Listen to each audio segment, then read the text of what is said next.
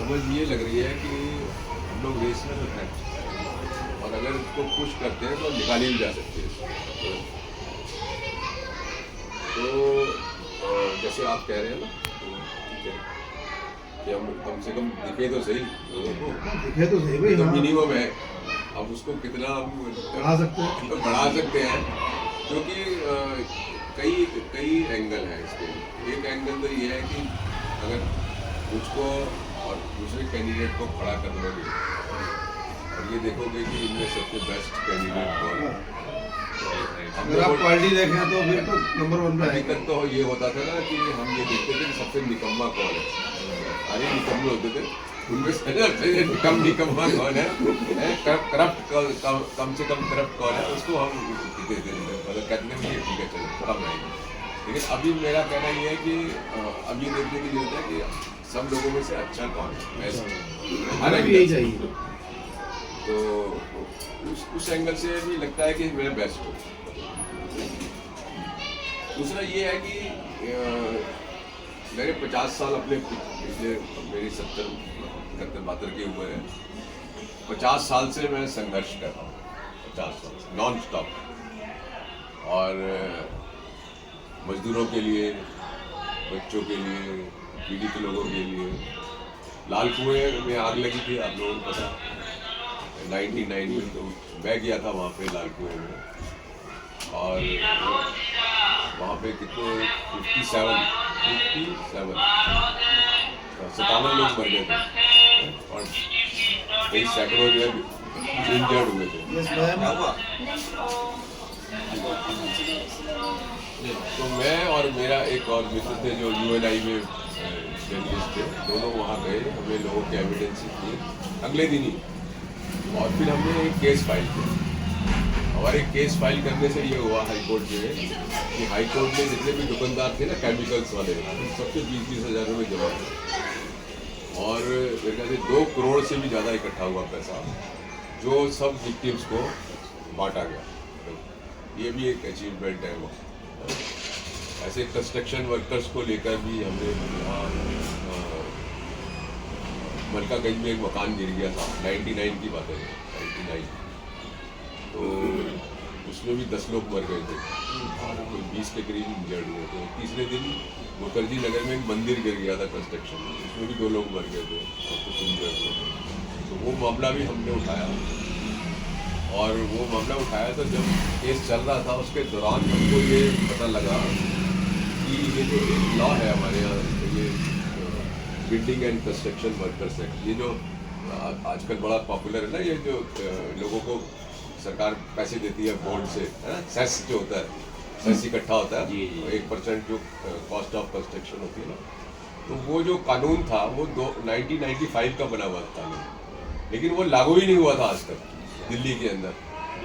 और उसमें क्या था कि राष्ट्रपति को एक नोटिफिकेशन करना था, डेलीगेशन ऑफ पावर का, LG को, जितनी भी यूनियन टेरिटरीज है कंट्री के अंदर, उनको डेलीगेशन करना था, वो डेलीगेशन ही नहीं किया। तो वो जो एक्ट था कानून बनने के बाद भी वो लागू नहीं हुआ। तो जब हाईकोर्ट के सामने ये बात आई तो हाईकोर्ट ने कहा भाई नोटिफिकेशन कर दो, इसमें क्या प्रॉब्लम है। अब वहाँ लड़ाई हो गई लेबर मिनिस्ट्री की और होम मिनिस्ट्री की। वो कह रही इन्होंने नोटिफिकेशन करना है, वो कह रहे हो उसको नोटिफिकेशन करना है। फिर हाईकोर्ट ने कहा अच्छा से करो, परसों की डेट लगा देते हैं और दोनों के सेक्रेटरी यहाँ आ जाओ, हम डिसाइड कर देंगे। तो उससे एक दिन पहले फिर नोटिफिकेशन हुआ, वहाँ से सारा सिलसिला शुरू हुआ, और तब उसके बाद फिर ये रूल बने, फिर बोर्ड बना, फिर कलेक्शन शुरू हुई। आज कई हज़ार करोड़ रुपया दिल्ली सरकार के पास जो है उस केस की वजह से है, जिसको ये कहते हैं कि हम बांट रहे हैं। तो इस तरीके के सैकड़ों हमने काम किए हैं। प्राइवेट हॉस्पिटल्स के अंदर जमीनें दी थी और 2-2 हज़ार रुपये एकड़ की रेट के ऊपर, और उनके साथ ही आप जो है 25% गरीब लोगों को देंगे, कोई देता नहीं। मामला कई बार वो विधानसभा या पार्लियामेंट में उठता था। हमने 2002 में केस किया और तब से ये सिलसिला शुरू हुआ। आज दिल्ली के अंदर ढूंढ के हमने 62 हॉस्पिटल्स को ढूंढा है जहाँ पर ये इलाज चल रहा है। तो ये गवर्नमेंट गवर्नमेंट लैंड के ऊपर में। और अभी रिसेंटली जो है ना एक साल पहले 22 साल लगातार लड़ाई के बाद राजीव गांधी कैंसर हॉस्पिटल जो रोहिणी में है ना, इनको मजबूर किया कि ये गरीब लोगों को इलाज दे।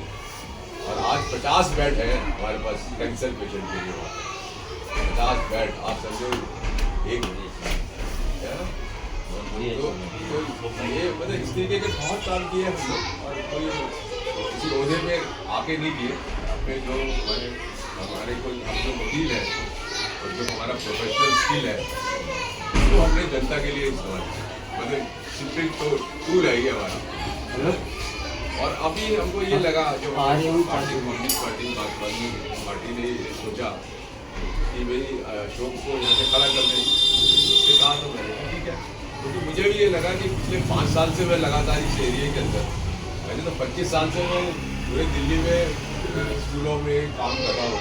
25 साल से उस जमाने में आता था जब MCD के स्कूलों की दीवारें ही होती थी, टिंग में स्कूल चलते थे, टेंट में चलते थे। वो मैंने सबसे पहला केस डाला था 97 में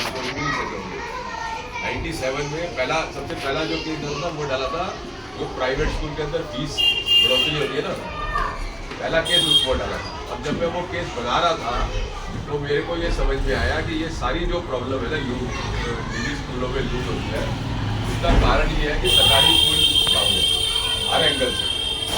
पानी नहीं है, बिजली नहीं है, बैठने की जगह नहीं है, छत नहीं है, जमीन नहीं है, कुछ नहीं है, गाय भैंसे चलती थी स्कूलों के अंदर। फिर जैसे ही वो केस डाला फिर मैंने जो है सरकारी स्कूलों की तरफ ध्यान। और मैं सरकारी स्कूल सिर्फ दिल्ली की नहीं है, मैं बिहार में जाके लड़ाई करी है, मैंने उड़ीसा में जाके लड़ाई करी है, पंजाब में लड़ाई लड़ी है, हरियाणा में लड़ाई है, राजस्थान, कई जगह केसेस चल रहे हैं, मध्य प्रदेश कई जगह हाईकोर्ट में आज भी मेरे केसेस चल रहे हैं उनके खिलाफ। और मेरे वहाँ जाने से काफ़ी बदलाव हुआ है। प्रिंसिपल ने मुझे बाद में मतलब वीडियो बना के भेजा कि सर देखिए आप आए थे और पहले तो ये बच्चे ज़मीन में बैठे थे, आप क्या लड़ाई करने से डेस्क इनको मिल रहे बच्चे, पानी आ गया, ये कमरे बन गए। मतलब तो मेरे दिमाग में मतलब उन चीज़ों से भी फर्क पड़ा, मतलब जो इतना लड़ाई करा मैंने। अब तो आप जैसे बता रहे हैं कि मेरा नाम भी ले लो तो इसका जो है काम हो जाता है। लेकिन मेरे को ये लगा कि अदालतों की एक सीमाएं, और मैंने ये भी देखा कि मेरे काम करने से चीज़ें तो बदली, लेकिन जो जिस तरीके से बदलनी चाहिए और जो लगातार बदली हुई दिखनी चाहिए वो नहीं है। जैसे आपने कोर्ट से ऑर्डर करा दिया, कह दिया कि हर एक स्कूल के अंदर टंकी लगवा दो, पानी की टंकी लगवाई भी मैंने, तो पानी की टंकी लग गई। एक दिन पानी आएगा, दूसरे दिन आएगा, तीसरे दिन कौन देखेगा उसको पानी आ रहा है कि नहीं आ रहा। तो जरूरत क्या है, जरूरत ये है कि लार्जर स्केल के ऊपर जो हमारे जनमानस है उनकी जो कॉन्शियसनेस है, उनकी जो चेतना है ना, जब तक वो नहीं जागेगी और जब तक आप कोर्ट की लड़ाई अपनी जगह है, कोर्ट के बाहर जो है वहाँ लड़ाई आप नहीं करेंगे ना, ये सिस्टम बदलने वाला नहीं। तो इसलिए मेरे को लगा कि एक जनता के लिए मौका है कि उनको एक अच्छा सा व्यक्ति मिल रहा है, तो अगर वो ये इस पर विचार करेंगे और एक लाएंगे तो हम तो कुछ काम तो कर ही रहे हैं, लेकिन फिर हम बहुत बड़े मैप के ऊपर काम कर सकते हैं। और मेरा समझ तो ये है कि अगर खुदा न खास्ता में आ जाता हूँ ना तो सिर्फ करावल नगर ही नहीं रहेगा, सिर्फ दिल्ली नहीं रहेगा, पूरा हिंदुस्तान में इसका असर होगा। तो मुझे लगा कि लड़ो। तो अभी हम देख रहे हैं कि काफ़ी रिस्पॉन्स है यहाँ पर, और जो अभी 2 घंटे और अल्टरनेट डेज की बात थी, ये